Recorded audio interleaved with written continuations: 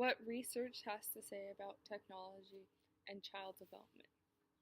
A large portion of research says that computers enhance language development and cognitive skills. Children that learn can learn social skills through interactions through technology. As technology has advances, it has also provide learning opportunities with different games, different apps. Technology can improve the way children understand things if they're not just getting it from the teacher or understanding it different from the way they interact with the game. So it does have some benefits and it does have some pitfalls. So I'm going to talk about those in the next couple of videos of how it has improved for our children and how we can really work on it as well. Now I'm going to talk about how social development and emotional development has came into the program as well as helping our children with technology. It's very important that technology does not take away from interacting with others, like other peers or adults in their life, because it's important that technology is used either as an award or some kind of benefit in the classroom. Oftentimes, when we have story time, it's very important that the children listen as we read a book. Excuse me.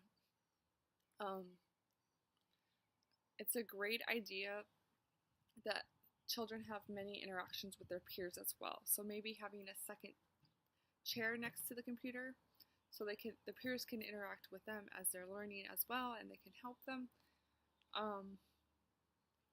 It's very important that we understand what the child's learning on the computer or iPad or computer and what the benefits of that app can do to this child, how it can be a positive learning experience as well. Language can be developed at this time as well. Language development is key for children. This helps them be able to tell stories, interact with their peers, be able to tell us teachers what they're learning and the game, and gives us insight into their little world that they're playing. Language development is also crucial in developing social skills.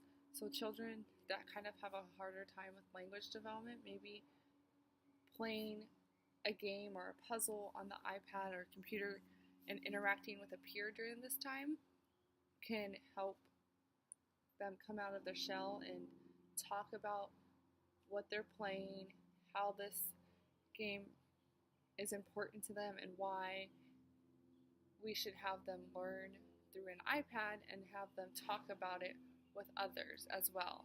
It's very important that we keep the language process going and we are consistent with it, that we continue to ask questions and probe and ask questions to the children of why they like the game or why they think it's fun to learn. Technology can also have many benefits. It can also find strengths in children that may be hidden in typical learning, but the child has a really strong connection to the game or learning activity that they are doing. It's also a great reward for children that have a hard time focusing on tasks or learning skills. It might help them grasp the skill more quickly and might be more interesting to them as well.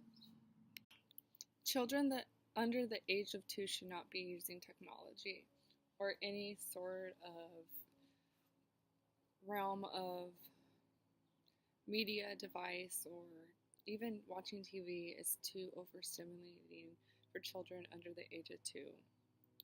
It's not developmentally appropriate for that age.